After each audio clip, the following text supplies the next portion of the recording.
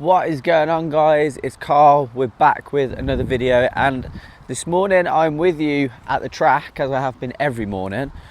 I've got my Tough Mudder in a couple of weeks. We're due to have our backyard ultra marathon. However, PCL injury has kept me out of training for the last 8 weeks, so I'm literally just going to do 3 laps this morning, 1.2k warm up, and I'm going to head into the gym to do a bit of strength training to try and rehab this knee. I'll definitely be ready for Tough Mudder, feeling much better. I'm going to manage to get out and do some 7 and 10k's. But this video, just wanted to talk about Tapsoba, Guehi and Raheem Sterling. So that's that warm up done. Just a nice easy K, just to before going to the gym, which is all the way back in there. Don't know if you can see. Maybe we'll do some tyre lifts. Yeah, so let's get into this. Obviously, big news coming out around Mark Guehi last night. Likes of Henry Winter, etc., expecting this deal to be done, and believe that there's only around a £5 million discrepancy. Now, if what we've read and what we've heard is to be believed, the latest bid was at 65 million, which suggests that Palace are looking for around 70. Now, is Mark Guehi worth that? I don't think anyone's worth 70 million. But with the market and the current climate of the market that we're in,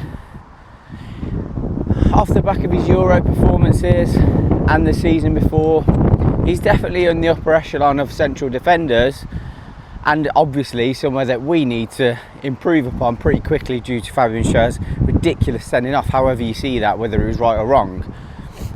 Before all of the talk about this being close again, by the way, because we know that it's been close ever since it started, Tapsoba from Bayer Leverkusen has been touted, and obviously a great video about him, and yes, Tapsoba, fantastic talent, and arguably I think a lot of people may prefer him over Mark Guehi.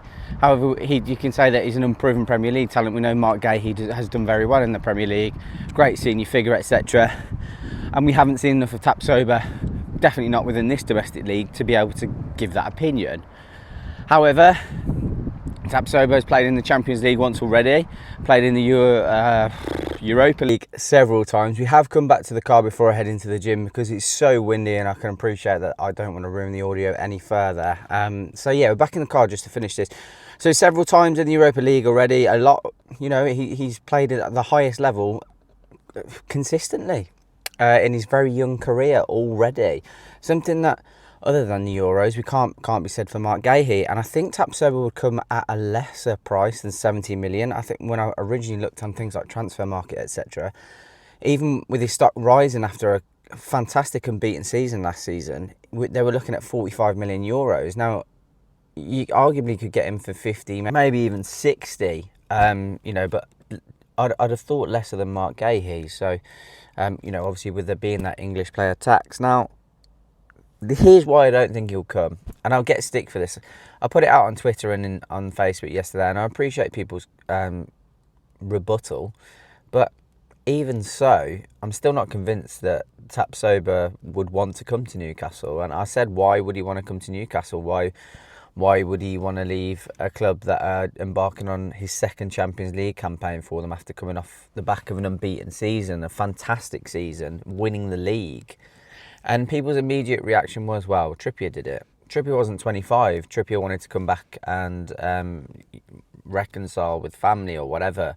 And then people said, well, Isak left Sociedad. Sociedad had finished 6th at that point, had no, as far as I'm aware, didn't have any European competition to look forward to the next season. And when Newcastle came knocking, we were obviously a very new project, and we were able to sell the dream quite easily. Now, I'm not saying that that dream has shattered, but I would argue that we're a far less attractive option now than what we were back then, in terms of possibilities, I guess. Just because it was new, it was like Emperor's new clothes, wasn't it? I'm not saying that we're not going to go and get Champions League football, but realistically, is somebody who's in that position going to come to a club who don't have European football this season, are looking to achieve that. And I know people say Premier League and money talks, but I'm not convinced that the Premier League is the best league out there still. And it definitely was. It eclipsed everything. But I just don't think it has that same pull anymore, especially with VAR, terrible officiating, like PSR rules. Everything is just a bit shit. And I know this is negative, but this is just an opinion on how I feel how things have gone. And I just don't think it's as an attractive draw as it used to be. And that's the Premier League as a whole, not just Newcastle. Yes, of course, if you're the likes of Manchester City, you're a huge pull. But even Arsenal aren't putting the best players off the continent. And they're arguably the second best team in the league for the last 3 or 4 years. You know, Manchester United still not pulling the best players, even with the global pool that they have. Chelsea are just buying absolutely everybody and discarding 15 to 20 players, and we can do a whole new video on that in terms of just cherry picking players from that almost squad of 15, 20 that are training away from the first team. Like Tosan, what? Chilwell, Sterling, all just being discarded, are currently not training with the first team, which is insane. Yeah, I don't know what to say about them, but I honestly, I think Tapsoba is a non-starter personally, which I think is a shame. Mark Guehi, I think will get done. I do, and I think it's going to be at the tune of around £70 million if the journalists are to be believed with regards to what they said last night. How do you feel about that amount of money? And as I mentioned there, let's move on to Raheem Sterling very quickly. We need a right winger. Raheem Sterling is available. Is he the type of player that you want at Newcastle United? Me personally, no. Even if it was on loan, because obviously if we were to buy him, we're talking, they're going to want to try and recoup some of that 50 million, but with him aging 29 now, you know, you could maybe look 25, 30 million pounds, still a lot of money, and then on top of that paying 300 grand a week. Is he going to take a wage cut? I doubt it very much. I've come to dislike Raheem Sterling's attitude as time has gone on. I watch more and more interviews with him, and it's not a bad thing. I say dislike his attitude. It's more that I don't think his attitude would fit in with the ethos under Eddie Howe and Newcastle United. The footballing ability is absolutely there. That's not to be questioned whatsoever. Raheem Sterling, though, and rightly so, coming, you know, to the latter stage of his career, looks at football as a job. He doesn't look at the clubs that he plays at with loyalty. That was clear to see at Manchester City, and it definitely was the case at Chelsea. Had some fantastic time at Manchester City and obviously Liverpool, but it became increasingly clear that as soon as he wasn't getting first team football, he's very vocal about it, and that's just not something that you want in and around the dressing room at Newcastle. That doesn't seem like that's what we're building. Now, I think it's inevitable that at some point that will happen. You know, as we look, if we do move into the upper echelons of success, hopefully in our lifetime, of course, you're going to get egos in the dressing room. And I'm sure there's a few there now, but it just feels like the team's very much pulling together. And I'm just not sure Raheem Sterling fits that mould. How do you feel?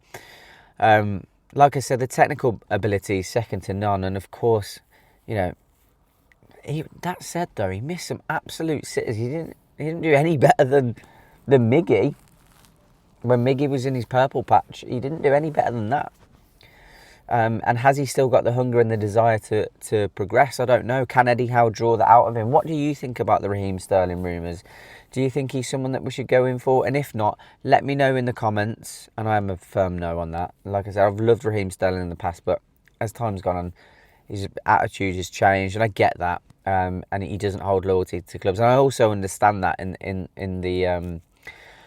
the climate of football, because it doesn't seem that much loyalty is left to players anymore either. But I feel like Newcastle are operating outside of that space a little bit. So, yeah, who would you have at right wing? Who do you think we should go and get? Let me know in the comments. It's been Karl, and we'll see you in the next one. Also, I just thought I'd add this on the end, because I know a few of you are going to bring this up as well. Well, they'd be like, well, Bruno left Lyon to join Newcastle. Bruno did leave Lyon to join Newcastle. But again, they didn't have a Champions League campaign up and coming. He had played well, obviously, the season prior. However, Leon went on to finish 8th in that season, and he saw that there was obviously a better opportunity in Newcastle. There wasn't much on the horizon for him at Leon at that point. And rightly so, because actually since he signed for us, I don't think they've made Champions League football. So maybe he envisaged that, and arguably wanted a change. There's no comparison between League One and Newcastle, and the Premier League, by the way, that can be said. Yes, there might be a little bit with the Bundesliga and La Liga, but definitely not League 1. Who else have people mentioned? Tonali, Sandro, again, AC Milan, domestically, mediocre season. I believe they finished 4th or 5th that season. So weren't guaranteed Champions League football off the back of it.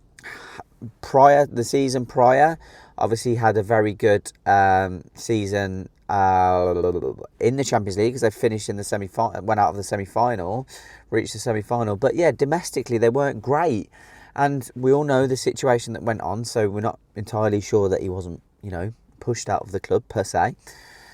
And Sven Botman, again, similar scenario, playing for a club that weren't continuously hitting the heights that he used to previously and wanted a change. I get that. And yes, he was young. But I just feel like it's different with Tapsoba, with him having so much on the horizon, coming off the fantastic team performance in being unbeaten, and him essentially continuing that with that late goal to stop that unbeaten run from being stopped. And obviously, if anyone in their right mind, in my opinion, would want to continue it and have a crack off the back of having such fantastic team chemistry. Right, I'm rambling. Yeah, see you in the next video. Peace.